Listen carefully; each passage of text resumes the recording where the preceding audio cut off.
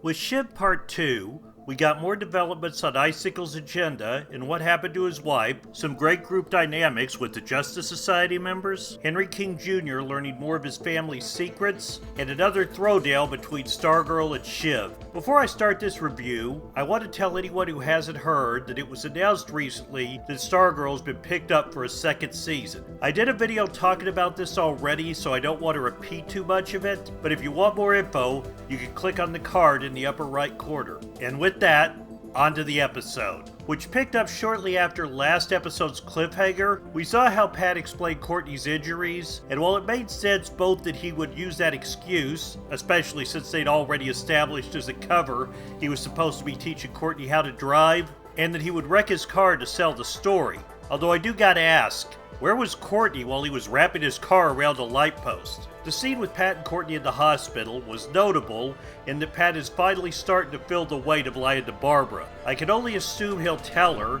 She did eventually learn Courtney and Pat's secrets in the comics, but I'm wondering how long it will be put off. Pat was about to tell her before she put a pin in it to get some rest, so I'm wondering if that's the last we'll hear of it for a bit, or if Pat will try again to tell her in the next episode. It was also notable Courtney's reaction, and it showed how much being Stargirl has come to mean to her. Her argument that Barbara would not allow her to continue is valid, but again, Courtney, whether selfish or not, is right. If the JSA can't stop the ISA, no one seemingly can. I like the reaction from the other JSA members in the garage when finding out about Courtney getting injured. I'm not sure how they heard. I guess Pat told them, and if so, clearly he respected them as a team if he was that forthcoming. But it's a bit odd he would have told them that and then seemingly left them alone to potentially run off half-cocked, which they almost did. Which brings me to Beth. I like the scene of her talking Rick down. It was a side of Beth we hadn't seen before, and it was clear with it she gained some respect from her teammates, both in Yolanda ultimately backing Beth, and in Rick actually hearing her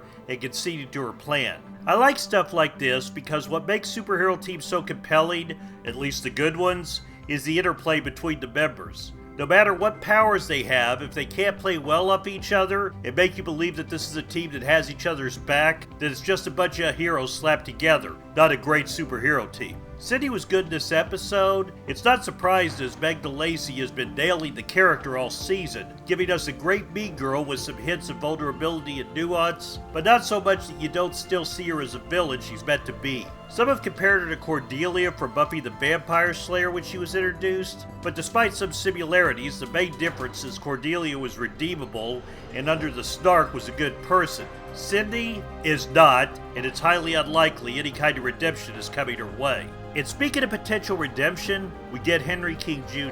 I continue to be interested in seeing where they're going with him. He was a hero and teammate of Yolanda, Beth, and Rick in the comics originally, but he could go either way, and I'm interested in seeing where he's going. Ordinarily, Cindy would try to get into his head at this point, and it would likely work because really, he was not friends with any of the JSA members before, save Yolanda, and well, we know what happened there. But Cindy may be indisposed of after the ending of this episode, and Brainwave is still in a coma. So the influence that might have most prevented him from doing the right thing are not there anymore. But at the same time, in truth, other than obviously being torn up about his dad's coma, he's not shown much signs there's a good person underneath there. We also got more information on the death of Icicle's wife. It was more or less what we thought given his talk about chemicals, but it still leaves it murky beyond killing everyone he thinks was responsible for her death, what the bigger ISA plan is. It would seem that they're trying to bring a more simple America away from mega corporations like the one that got his wife killed, but that doesn't explain the plan that has been teased so far, or necessarily why they waited so long, or why they had to kill the JSA to institute that. I mean, as far as we've seen, the Justice Society apparently doesn't know who they really are.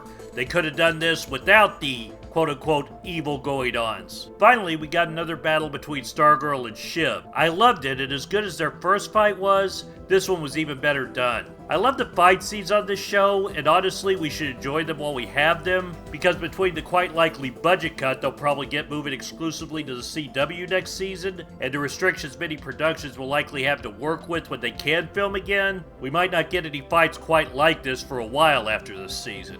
All in all, another great episode that, while treated as the second part of a two-parter, leaves a lot open, most notably with what the future holds for Henry. It looks like we might get a clear picture of that next episode, and I for one can't wait. Thanks for watching. If you liked this video, be sure to like, comment, subscribe, and share the video. I'm Dan the Man, and I'll see you next time.